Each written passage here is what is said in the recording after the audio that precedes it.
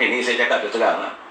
JKOM punya anggota sekalian lari mencicik kerana Muhyiddin meninggalkan Tan Sri Muhyiddin kesepian.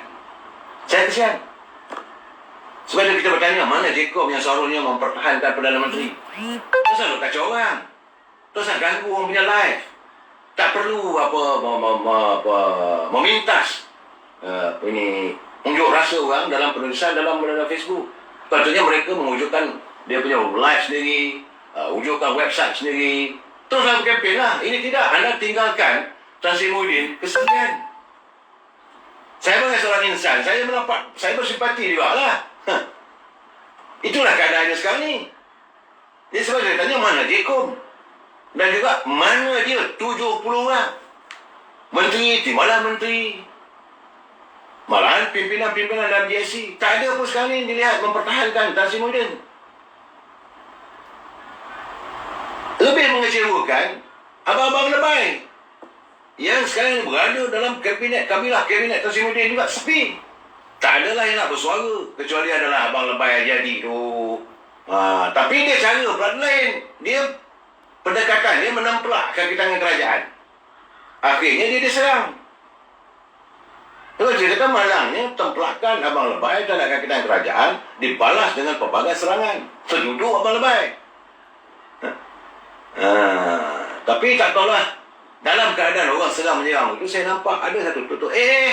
Ada cerita rupanya. Abang lebay daripada PAS.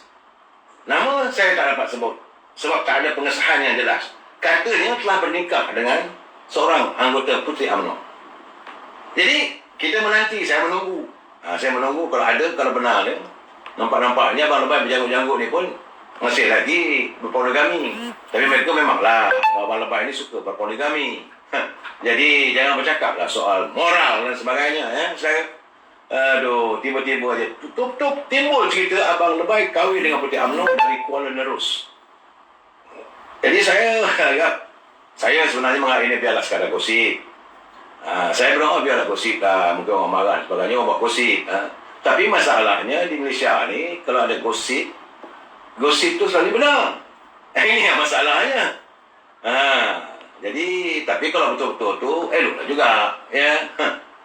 Cuma orang akan mengatakan bahawa Miang juga lah Pak lebay ni. Itu aja. Dan seorang lebay lagi daripada Dewan Ulama cuma menafikan bahawa pimpinan PAS ini katanya tidak menegur kerajaan. Dia kata bahawa mereka menegur kerajaan bila mereka berada dalam kerajaan. Dalam Twitter dia saya ketawa. Ini lebay yang mengatakan Datuk Seri Najib tak ada moral untuk apa ini bercakap soal pimpinan kerajaan sebagainya yang kena serang dengan Lokman Adam apa semua. Apa kenyataan dia, saya lupa lah tu. Tapi dia dilihat menyerang kenyataan Najib yang kononnya nak mencari populariti diri dan sebagainya. Akhirnya hari ini dia keluar kenyataan, tak tahulah benda ini dia tulis atau tidak, wallahualam bisawab, tapi itu yang ada dalam internet. Dia kata bahawa pimpinan PAS ada menegur. Cuma teguran mereka bukanlah bersara berbisa gitu, menegur dari dalam hati. Alamak. Korang ni nak menipu rakyat, pada-pada lah Datuk Lebay, weh. Cabutlah ketayap tu. Tapi mereka dah tak pakai ketayap lah, dia dah pakai songkok. Songkok pun dah tak ada dah sekarang ni. Mungkin dah pakai tie dan coat. Dan yang paling teruk, itu termasuk juga Azman Ali. Ini serangan daripada warga netizen. Semalam saja, terdapat 22,000 warga netizen masuk menyerang hebat Perdana Menteri apabila beliau membuat keputusan bahawa kerajaan menunjukkan perintah kawalan pergerakan ini adalah untuk keselamatan, untuk itu, untuk ini dan sebagainya. Yang dia mengatakan bahawa kerajaan tidak zalim, maka Perdana Menteri diserang hebat. 22,000 warga netizen masuk menyerang dalam muka buku Perdana Menteri. Cuma kita tanya, mana JKOM? Anda dibayar gaji. Sepatutnya kenalah pertahankan, buatlah rencana yang baik, buat pencerahan, bagi tahu pada warga bangsa kita sebenarnya begini, apa dimaksud oleh Perdana Menteri. Barulah anda melaksanakan tugas dan tanggungjawab. Lebay kahwin UMNO, anak nanti apa? Tak boleh nak cakap saya. Biarlah begitu. Kita biarkanlah lebay-lebay tu dengan cara mereka. Bantuan apa pun bukan baru nak collect. Derma ke bantuan apa tu? Kemudian Turut yang kena sekali lah sebenarnya. Nak bercakap soal bagi tahu rakyat begitu begini. Berlaku dia kena. Teruk. Adik dia sendiri pun serang dia. Kononnya tunjuk gambar. Dia masak. Dia waktu melayani almarhumah ibunya. Apa kata adiknya? 6 tahun mak nak jumpa dengan kamu, men. Beratus kali telefon kau tak angkat. Sekarang baru nak cakap. Sekarang kamu nak bercakap bahawa sayangi santuni ibu kamu. What type of people you are. Itu adik dia sendiri serang. Tapi yang lain-lain serang. Ya. Dia terbukti sekarang ni. Warga bangsa sudah hilang keyakinan. Sebab jadi selain daripada Hamzah Zainudin, Ismail Sabri, Dato' Adham Baba pun terkait sama, of course, Khairi Jamaluddin. Inilah 5-6 orang yang dalam Kerajaan Perikatan Nasional. Aida betul lah tu Saudara Husin. Jekom bekerja dari dalam hati. Jadi dalam keadaan begini, saya melihat bahawa sebenarnya bukan lagi amarah. Sudah timbul kebencian. Rakyat sudah benci. Jadi kepada pimpinan yang berada di anjung kuasa Sri Perdana tu, sedar dirilah. Their time is over. Sedangkan, you tak boleh nak marah pada rakyat. Kerana masa pembentukan awal Kerajaan Perikatan Nasional, selepas tiada lagi Pakatan Harapan, rakyat menerima dengan baik. Rakyat menerima waktu awal-awal penubuhan dulu untuk kerajaan, rakyat menjadikan idola kepada Datuk Ismail Sabri. Hari-hari meneka. Hari ni nak pakai baju apa? Besok pakai baju warna apa? Cantik baju. Bapak Dafi. Begitulah. Bila orang dah suka, semuanya nampak cantik belaka. Maka Tan Sri Muhyiddin pula digelar sebagai abah. Bapa yang penyayang. Kerana ada pengumuman, perutusan, memberi bantuan perhatian rakyat. Tapi yang dilantarkan, yang dijanjikan hanyalah sekadar kata-kata, janji 1000 mimpi. Bila dia menyatakan Makcik Kia, Makcik Lima, Pak Saleh boleh dapat itu, boleh dapat ini. Akhirnya sekarang ni kalau dia cakap, saya yakin Makcik Kia, Makcik Lima paling ke TV tu. Begitulah amarahnya mereka. Bukan sekali marah, sebab dia benci. Hari ini abah dah menjadi tukar pada abah kau. Kalau abang kau tak apalah juga. Saya khawatir sebab apa yang tulis itu COW. Tak mampulah saya nak sebut benda begitu. Dan dulu memang Datuk Ismail Sabri dia jadi idola. Handsome, cantik baju. Sekarang ni bila dia bersuara saja, apa lagi nak kena ni? Itu yang ada di hati rakyat. Malahan Datuk Adham Baba pula disanjung sebagai menteri yang bersih, mentadbir Kementerian Kesihatan. Khairi Jamaluddin pula dengan gagah buat pengumuman.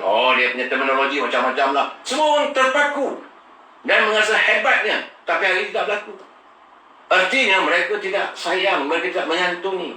Jadi artinya rakyat melihat mereka cakap tak suka bikin. Dan sekarang ini, yang membuatkan rakyat merasa marah, benci pada mereka, kerana rakyat sudah melihat mereka ini adalah pemimpin yang gagal.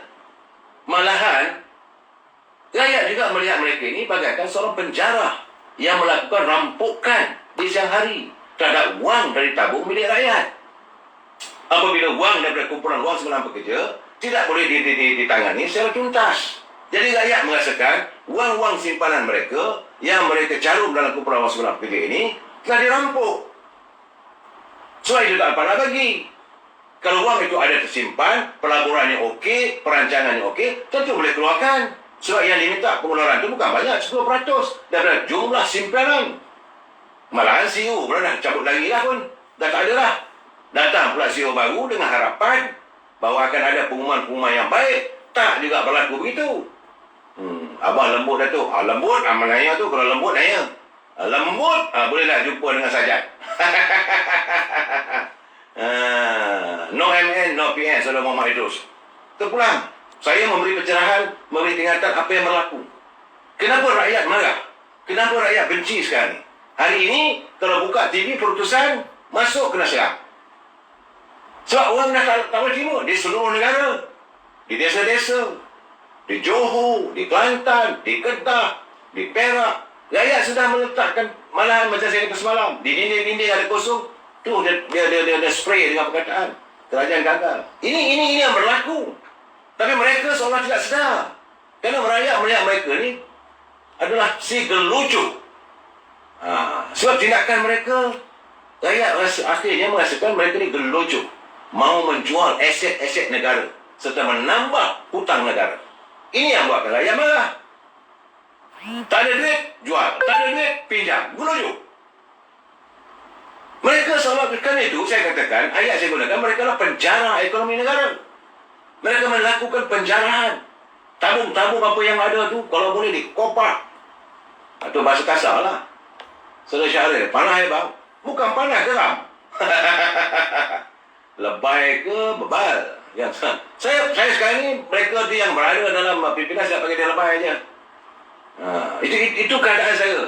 Gayat juga melihat dia orang ni adalah sebagai seorang si munafik yang pandai bermain dengan kata-kata, di mana akhirnya tipah tertipu. Mereka melontarkan kata-kata bahawa kerajaan ini adalah kerajaan Islam. Jangan lupa, masa penubuhan Perikatan Nasional itu, itulah yang didogmakan. Semua orang bercakap.